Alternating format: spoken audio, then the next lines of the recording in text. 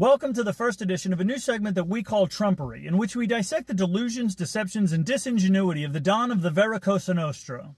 On November 9th, Trump posted a message on the inaccurately named Truth Social that began, "People that are against tariffs are fools," which would surely upset fans of Ronald Reagan if any of them could remember as far back as 1987, when Reagan said in a radio address that tariffs inevitably lead to retaliation by foreign countries and the triggering of fierce trade wars that hurt every American worker and consumer. Because of the prices made artificially high by tariffs that subsidize inefficiency and poor management, people stop buying. Markets shrink and collapse, businesses and industries shut down, and millions of people lose their jobs.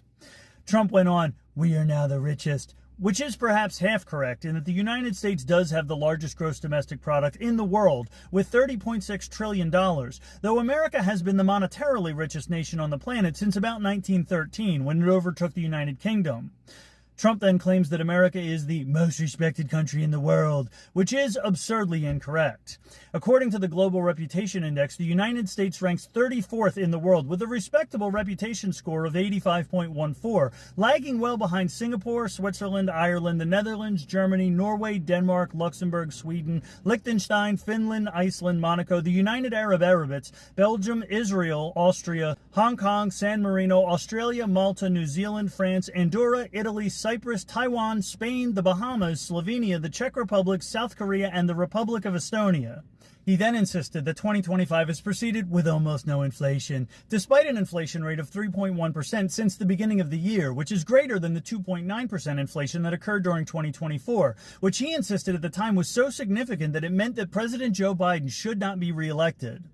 He also insisted that the United States has a record stock market price, with the Dow Jones sitting at 46,987.1, which is about 719 points lower than it was on October 28th, and therefore not a record at all. 401ks are highest ever, he continues, which is correct, with an average 401k balance across all age groups of about $326,000 and an average combined contribution rate of 14.3%. "We are taking in trillions of dollars," he claims, which is also technically correct, though not a particularly impressive accomplishment. The United States Treasury has taken in about $4.7 trillion to date, after taking in about $4.9 trillion in 2024, about $4.4 trillion in 2023, almost $4.9 trillion in 2022, and about $4 trillion in 2021. In other words, none of Trump's policies have increased revenues by any relevant amount. But he also claims that he will soon begin paying down our enormous debt, $37 trillion. After analyzing Trump's financial plans and policies, however, the Committee for a Responsible Federal Budget reported that he's actually going to increase the debt by $7.75 trillion as a result of $10.4 trillion in deficit increasing measures, offset by $3.7 trillion in deficit reducing measures, and more than $1 trillion of interest costs. He claims that there has been record investment in the USA, which is also correct, with more than $1 trillion invested in exchange-traded funds and data center construction reaching a new high of $40 billion to support artificial intelligence infrastructure, the question of who these investments actually benefit notwithstanding. He claims that there's plants and factories going up all over the place, which is a gross overstatement of the 116 new manufacturing facility projects that have been announced for 2025, which works out to one factory for every 30,400 square miles, or roughly the size of the state of South Carolina, which hardly constitutes all over the place. Finally, Trump claims that a dividend of at least $2,000 a person, not including high-income people, will be paid to everyone, which would cost the government $634 billion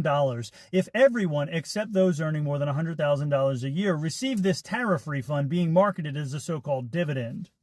In summary, Trump's message included 82 words and 11 claims for a claim density of 7.455 words per claim. 6 of those claims were demonstrably false and 4 were correct, with 1 remaining indiscriminate yet implausible. His 6 false claims included 43 words, while his 4 true claims included 21 words, resulting in a falsity quotient of 67.2%, thereby making this message certified Trumpery.